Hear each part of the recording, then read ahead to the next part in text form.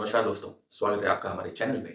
इस वीडियो में हम कवर करने वाले हैं भारत और म्यांमार से जुड़ी एक न्यूज़ को, जिसके तहत अभी कुछ ही दिनों पहले भारत और म्यांमार के बीच एक बहुत ही इम्पोर्टेंट मीटिंग हुई। बहुत ही इम्पोर्टेंट मैटर्स डिस्कस हुए। क्या थी ये मीटिंग? क्या डिस्कशन हुआ? किन मैटर्स को लेके बात हुई और क्यों ये मैटर्स भारत की नेशनल सिक्योरिटी और इंटरनल सिक्योरिटी के लिए इम्पोर्टेंट है? किस तरह भारत और म्यांमार अपना कोऑपरेशन बढ़ाने वाले हैं, कुछ बहुत ही क्रिटिकल एरियाज़ जिसमें नॉर्थ ईस्टर्न स्टेट्स को लेके बहुत सी बात हुई है। इस सभी चीज़ों को हम इस वीडियो में डिस्कस करेंगे, तो आइए शुरू करते हैं। पर शुरू करने से पहले आपसे ये रिक्वेस्ट कि अगर आपने अभी तक इस चैनल को सब्सक्राइब नहीं किया है, तो प्लीज़ सब्सक्राइब कीजिए, हमें सपोर्ट कीजिए और हम अब इस वीडियो को स्टार्ट करते हैं। तो दोस्तों, अभी कुछ ही दिन पहले भारत और म्यांमार के बीच एक नेशनल लेवल मीटिंग हुई, जहाँ पे फॉरेन सेक्रेटरी लेवल के मिनिस्टर्स और लोग आके मिले, दोनों देशों के। और ये मीटिंग काफ़ी अक्सर फ्रीक्वेंटली होती रहती है। तो इस मीटिंग में बहुत सी इंपॉर्टेंट बातों पे बात हुई। सबसे पहले जो स्ट्रैटेजिक कंसर्न है इंडिया का regarding insurgency north eastern states, जो नॉर्थ ईस्टर्न स्टेट्स में जो इंसर्जेंसी होती है, क्योंकि भारत और म्यांमार के बीच कुछ 1650 किलोमीटर का बॉर्डर है। एज यूजुअल भारत के ज़्यादातर बॉर्डर्स की तरह ये बॉर्डर भी पोरस है, मतलब जगह जगह से खुला है, क्योंकि टेरेन बहुत ही टफ है, वो फेंसिंग वगैरह नहीं हो पाई है। ये भारत के लिए बहुत बड़ी प्रॉब्लम है। नेपाल का बॉर्डर पोरस है, बांग्लादेश का बॉर्डर पोरस है, म्यांमार का बॉर्डर पोरस। इन्होंने सारा फोकस वेस्टर्न बॉर्डर्स पे अपने किया हमेशा, और अपने ईस्टर्न बॉर्डर पे कभी भी उतना ध्यान नहीं दिया। कंस्ट्रेंट्स थे, फाइनेंशियल कंस्ट्रेंट्स थे, रिसोर्सेज की कमी थी देश के पास। बट अब जब हमारे पास रिसोर्सेज वगैरह हैं, तो इंडिया को जल्द से जल्द ये सारे पोरस बॉर्डर्स का कॉन्सेप्ट खत्म कर देना चाहिए। There should be no porous border. कोई ऐसा आप स्कोप छोड़िए ही मत कि कोई दूसरा भाई आप वेस्टर्न बॉर्डर ब्लॉक करेंगे, लोग ईस्टर्न बॉर्डर से अंदर आ जाएंगे। ठीक है, आईएसआई के लोगों को आना होगा, टेररिस्ट को आना होगा, वो ईस्टर्न बॉर्डर से आ जाएंगे। जो इंसर्जेंसी वगैरह हो रही है, वो ईस्टर्न बॉर्डर से हो रही है। तो इसको पूरी तरह से ब्लॉक करना बहुत ज़रूरी है। इसी तरह जो भारत और म्यांमार के बीच पोरस बॉर्डर है, वहाँ से भी इंसर्जेंसीज होती हैं। उल्फा, यूएनएलएफ, एनएससीएन, जो भी ये नॉर्थ ईस्टर्न स्टेट्स में ये सब जो आतंकवादी संगठन हैं, ये अक्सर म्यांमार में जाके छुपे रहते हैं, वहाँ के बॉर्डर से अंदर आते हैं, नॉर्थ ईस्ट में अपनी हरकतें को अंजाम देते हैं, आतंकवादी हमला वगैरह करते हैं और फिर वापस भाग के नॉर्थ म्यांमार के अंदर छुप जाते हैं। हालाँकि म्यांमार इस मामले में बहुत ही अच्छे से भारत के साथ हमेशा से कोऑपरेट करते आया है। भारत ने कई बार सर्जिकल स्ट्राइक्स म्यांमार की टेरिटरी के अंदर किया है और इन आतंकवादी संगठनों के बेसिस को हिट किया है और इन्हें कमज़ोर करके रखा है। लेकिन रोहिंग्या पॉपुलेशन का माइग्रेशन एक बड़े स्केल पे म्यांमार से हो रहा है, जो नॉर्थ ईस्टर्न स्टेट्स में जाके रह रहे हैं, जिसकी वजह से वहाँ की डेमोग्राफी में इम्बैलेंस हो रहा है।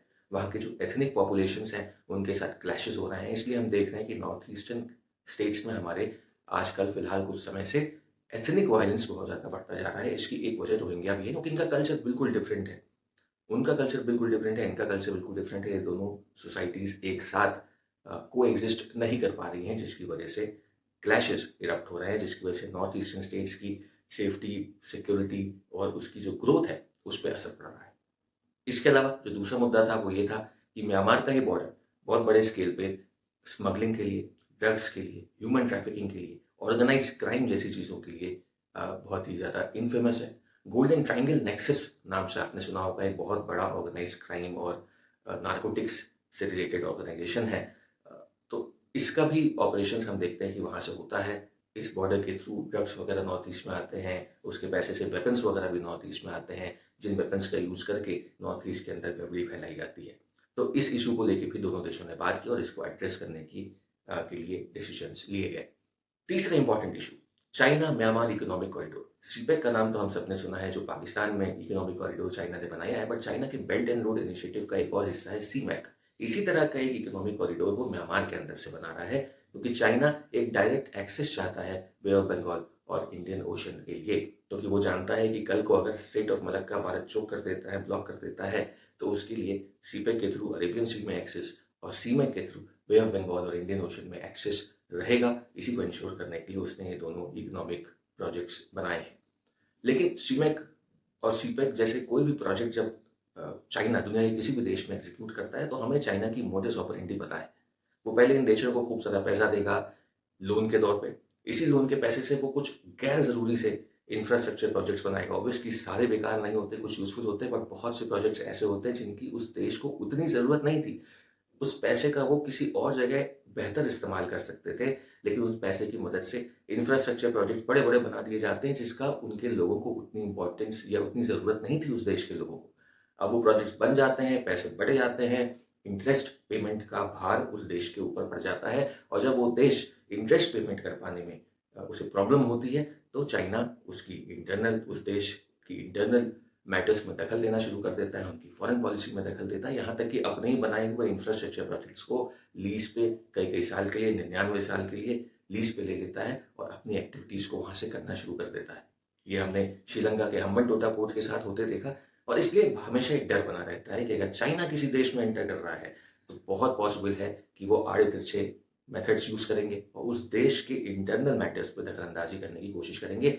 सीमेक के साथ ऐसा ना हो, म्यांमार पूरी तरह से बीजिंग की तरफ ना साइडलाइन हो जाए, ये भी चेक करना भारत के लिए इम्पोर्टेंट है और इस मीटिंग में इस चीज़ को लेके भी भारत ने अपने कंसर्न्स को क्लियरली म्यांमार को एक्सप्रेस कर दिया। इसके अलावा कुछ बहुत ही इम्पोर्टेंट और क्रिटिकल इंफ्रास्ट्रक्चर प्रोजेक्ट्स हैं, जो इंडिया और म्यांमार के बीच किए जा रहे हैं। इनको लेके भी बातचीत हुई, जैसे कलादान मल्टीमोडल प्रोजेक्ट और जो दूसरा है वो है इंडिया, म्यांमार और थाईलैंड ट्राइलैटरल हाईवे। एक हाईवे बनाया जा रहा है भारत के नॉर्थ ईस्टर्न स्टेट से म्यांमार से होते हुए डायरेक्ट थाईलैंड तक के लिए। ये बहुत ही इम्पोर्टेंट एक प्रोजेक्ट है, क्योंकि इसके थ्रू भारत की सरकार चाहती है कि नॉर्थ ईस्टर्न स्टेट्स की इकोनॉमी को हम रिजुविनेट करें। हमारे जो आसियान नेशंस हैं और थाईलैंड, म्यांमार इनके साथ जो ट्रेड हमारा होता है, आसियान नेशंस तक पहुँचने के लिए हमारे पास एक रोड रूट हो। सीधे लोग हाईवेज़ के थ्रू उसकी मदद से इंडिया से निकल के म्यांमार होते हुए थाईलैंड तक पहुँच सकें। इसके लिए एक ये ट्राई नेशनल हाईवे प्रोजेक्ट चल रहा है, जिसके थ्रू नॉर्थ ईस्टर्न स्टेट्स को एक एक्सपोर्ट हब की तरह भारत एस्टैब्लिश करना चाहता है, ताकि वहाँ पे कंपनीज़ लगे, प्रोडक्ट्स बनाएँ और उसी हाईवे का इस्तेमाल करके हम इन कंट्रीज़ तक और इवन आसियान नेशंस तक अपने प्रोडक्ट्स को ईज़िली पहुँचा पाएँ। तो एक बहुत ही इम्पोर्टेंट प्रोजेक्ट है ये India, Myanmar, Thailand trilateral highway. इसकी मदद से भारत पूरी तरह से नॉर्थ ईस्टर्न स्टेट्स के जो अभी तक कंडीशन रही है, उसको बदलना चाहता है। नॉर्थ ईस्टर्न स्टेट से रिलेटेड एक और बहुत ही इम्पोर्टेंट प्रोजेक्ट है कलादान मल्टी मॉडल प्रोजेक्ट। जहाँ नॉर्थ ईस्टर्न स्टेट्स को अगर अपना, क्योंकि वो लैंडलॉक्ड है, ओशंस का डायरेक्टली उन्हें एक्सेस नहीं है। अब उन्हें अगर अपना कोई सामान एक्सपोर्ट करना होता है किसी दूसरे देश में, तो उन्हें सिलीगुड़ी कॉरिडोर होते हुए बंगाल में आना पड़ता है, वहाँ के पोर्ट्स को यूज़ करना पड़ता है या उड़ीसा जाना पड़ता है और वहाँ से एक्सपोर्ट वगैरह करना पड़ता है। पर अगर कोई क्लैश हो जाता है, किसी तरह की लड़ाई छिड़ जाती है और सिलीगुड़ी कॉरिडोर का एक्सेस बंद हो जाता है या रोक दिया जाता है, उस केस में नॉर्थ ईस्टर्न स्टेट्स की इकोनॉमी पे असर ना पड़े, नॉर्थ ईस्टर्न स्टेट्स तक भारत की पहुँच कम ना हो जाए। ऐसा ना हो कि हम वहाँ तक रिसोर्सेज़ नहीं पहुँचा पा रहे हैं, हथियार नहीं पहुँचा पा रहे हैं, रसद नहीं पहुँचा पा रहे हैं। इसके लिए कलादान मल्टी मॉडल प्रोजेक्ट ज़रूरी है, क्योंकि ये भारत को एक ऑल्टरनेट रूट प्रोवाइड करता है, नॉर्थ ईस्टर्न स्टेट्स को एक ऑल्टरनेट रूट से कनेक्ट करता है रिमेनिंग इंडिया से, ताकि भारत और नॉर्थ ईस्टर्न स्टेट्स जो भारत के हैं, उनके बीच कनेक्टिविटी हमेशा बनी रहे।